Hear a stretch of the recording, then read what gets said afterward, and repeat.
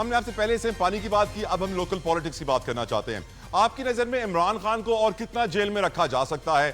کیا وہ اگلے 10-15 سال بھی جیل میں گزار سکتے ہیں؟ اور اس کا امپیکٹ پاکستان کی پالیٹکس کے اوپر، جس طرح پی ٹی آئی کو ختم کیا جا رہا ہے اور دوسری جماعتوں کو پروموٹ کیا جا رہا ہے، آپ کی نظر میں آج جو ہائیبرڈ جمہوری نظام ہے وہ کس قدر کامیاب ہے؟ کیونکہ بہت ساری افواہیں گردش کر رہی ہیں کہ یہ نظام اب زیادہ دیر نہیں چلے گا۔ Your views on it, Mushahid حسین سید صاحب۔ دیکھیں جی طلعت صاحب، ہمارے ملک کی کچھ حقیقت ہیں، تلخ حقائق کہہ لیں، کچھ ریئلٹیز ہیں اور وہ ٹریک ریکارڈ بڑا واضح ہے۔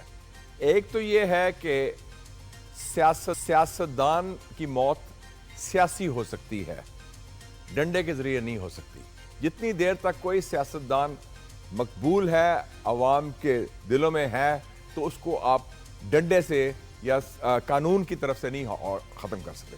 ذوالفقار علی بھٹو کو پھانسی ملی، the day general Zia ul-Haq went، next day Peoples Party power میں آ گئی الیکشن کے ذریعے۔ میاں صاحب کو ایگزائل بھیجا، جب وہ ختم ہوا ان کا دور تو اس کے بعد میاں صاحب پاور میں واپس آ گئے۔ تو یہ ایک ریوالونگ ڈور ہے ہمارے ہاں، from power to prison and prison to power. Asif Zardari صاحب کے خلاف کتنے کیسز تھے؟ وہی جنہوں نے کیسز کی ان کے خلاف، غلام اسحاق خان صاحب نے ان کی حلف برداری کی ایز اے فیڈرل منسٹر 1993، کیونکہ انہوں نے میاں صاحب کو نکالنا تھا۔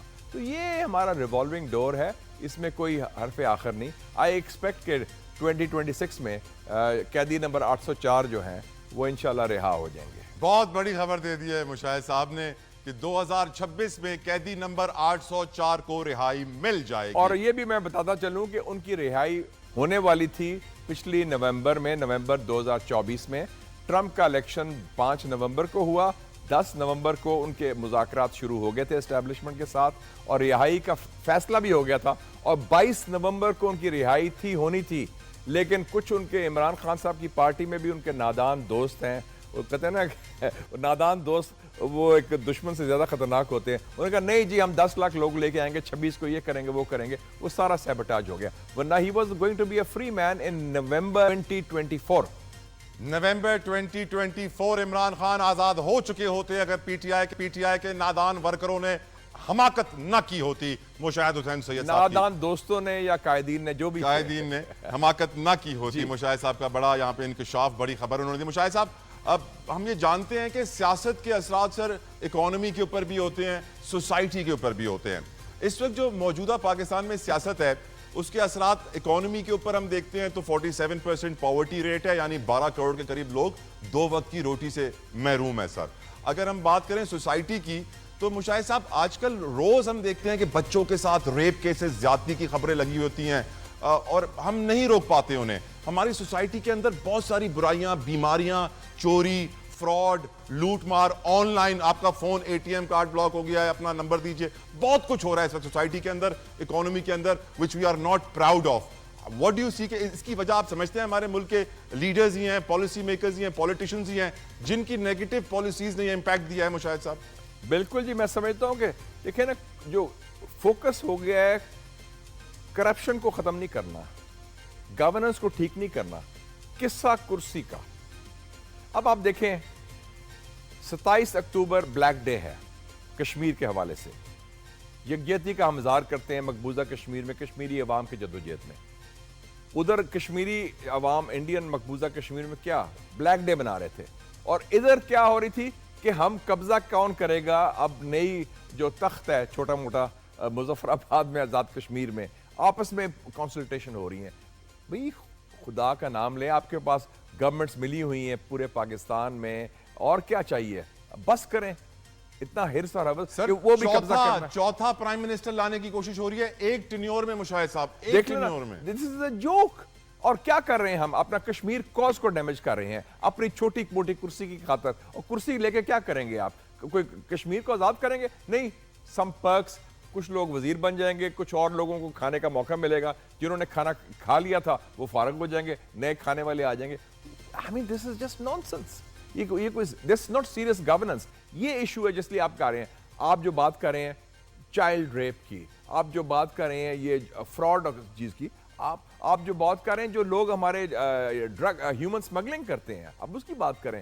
کتنے لوگ آپ کے جیل میں ہیں, کتنے لوگ ڈوب گئے ہیں بیکاز آف کرپشن, ان میں سے کتنے لوگوں کو آپ نے سزائیں دی ہیں, کتنے لوگوں کو آپ نے پکڑا ہے.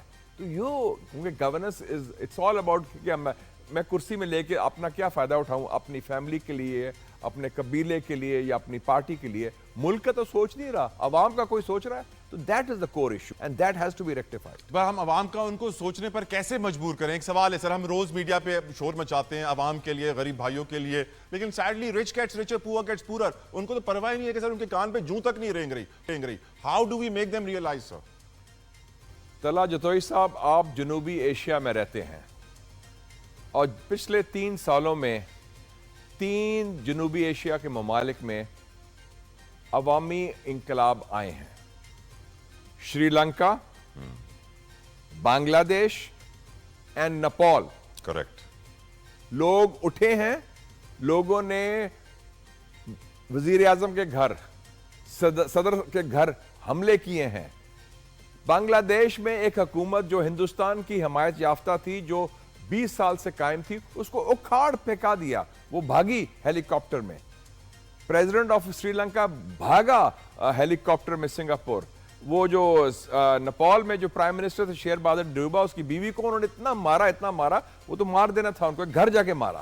یہ اب جنوبی ایشیا جو ہم کہتے تھے بڑا سافٹ جگہ ہے, بڑے معصوم لوگ ہیں یہ, اور زیادہ یہ دھیمے لوگ ہیں, یہ زیادہ انقلابی نہیں ہے. یہ آپ کے پڑوس میں ہو رہا ہے ارد گرد.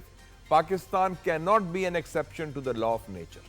آپ انتظار نہ کریں کہ جس دن لوگ خود کھڑے ہو جائیں گے اس ظلم کے خلاف اور اس زیادتی کے خلاف. آپ کی نظر میں سر پچھلے انتخابات الیکشنز فری اینڈ فیئر تھے؟ اگر نہیں تھے تو پاکستان کی تاریخ میں آج فری اینڈ فیئر الیکشنز کیا کبھی ہوں گے بھی یا نہیں؟ فیوچر میں بھی کبھی ہوں گے یا نہیں؟ اسی طرح سسٹم چلتا رہے گا؟ اسی طرح سسٹم چلتا رہا مشاہد صاحب تو بڑی ٹینشن ہو جائے گی. Don't you agree sir? دیکھیں جی, free and fair elections Pakistan کی تاریخ میں 2 دفعہ ہوئے ہیں اور دونوں دفعہ فوجی دور میں ہوئے ہیں. ٹھیک. ایک دفعہ 1970 میں جنرل محمد یحییٰ خان نے الیکشن کروائے جو فری اینڈ فیئر تھے, جس کے نتیجے میں پیپلز پارٹی اور عوامی لیگ الیکشن جیتی. اور دوسرا fair and free election general Musharraf نے کروائے تھے 2008 میں, جس کے نتیجے میں پیپلز پارٹی اور مسلم لیگ نون اقتدار میں آئے. یہ واحد الیکشنز تھے ایبسولوٹلی فری اینڈ فیئر. اب نیا ماڈل آ گیا ہائیبریڈ پلس, اس میں آپ کو ٹیک اوور کرنے کی ضرورت نہیں, مبارک ہو, مارشل لا لگانے کی ضرورت نہیں, یو کین اسٹل رن دا شو. نہیں, یہ آپ نے ایک اور انکشاف کر دیا ہے کہ ہمارا جمہوری نظام ہائیبریڈ سے ہائیبریڈ پلس میں چلا گیا. Please elaborate and explain. اس میں یہ ہوا ہے کہ پاکستان میں ایک کنسنسس آ گیا ہے, چاہے حزب اختلاف ہو یا حزب اقتدار ہو.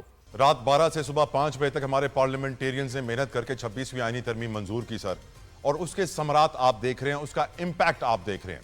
ڈو یو تھنک کہ ہمارا جسٹس سسٹم بہتر ہوا 26ویں آئینی ترمیم کے آنے سے یا برا ہوا؟ کیونکہ ہم نے یہ دیکھا سر کہ 5 ہائی کورٹ کے جج سپریم کورٹ میں انصاف مانگنے کے لیے کھڑے ہو جاتے ہیں, خود چل کے جاتے ہیں, ایک جج کی ڈگری جعلی ہو جاتی ہے, پھر 2 ممبر بینچ بیٹھتے ہیں اس جج کی ڈگری کے حوالے سے, تو ایک جج صاحب معذرت کر لیتے ہیں, he rescues himself as per the media headlines. آپ کی نظر میں 26ویں آئینی ترمیم نے نظام عدل پہ کیا اثرات مرتب کیے سر؟ میں سمجھتا ہوں کہ صرف 26ویں آئینی ترمیم کا ایشو نہیں ہے.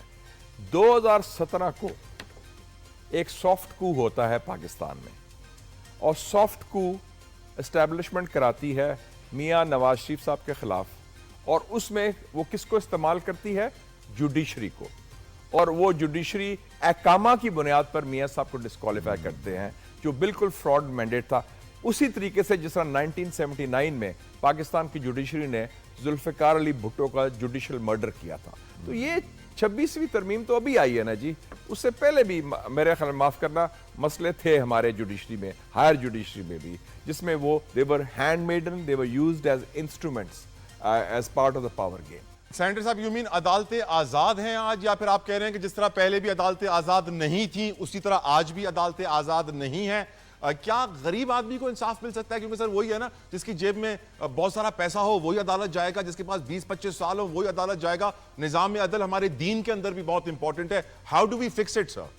دیکھیں جی, be very clear, throughout our history ہمارے قانون جو ہوتا ہے لاگو ہوتا ہے وہ لاوارثوں کے لیے ہوتا ہے, جن کا کوئی آگا پیچھا نہیں. جو وی آئی پیز ہیں, جو امیر ہیں, جو پاورفل ہیں, ان کو لا اور justice has never applied. So یہ we should accept this reality. جس دن وہ اپلائی ہوگا وہ ہو جائے گا کا معاملہ ٹھیک. کیا کہا تھا ونسٹن چرچل نے؟ اسے پوچھا گیا حالات بہت خراب ہیں, انویژن ہو رہی ہے, پورا یورپ فلیٹ ہو گیا, نازی جرمنی نے کیپچر کر لیا یورپ, ہٹلر ان کے شورز پر پہنچ گیا. اس نے کہا عدالتیں کام کر رہی ہیں کہ نہیں؟ آر دے ڈیلیورنگ جسٹس اور ناٹ؟ انہوں نے کہا ہاں جی عدالتیں تو کام کر رہی ہیں. کہتے دین برٹن از سیف.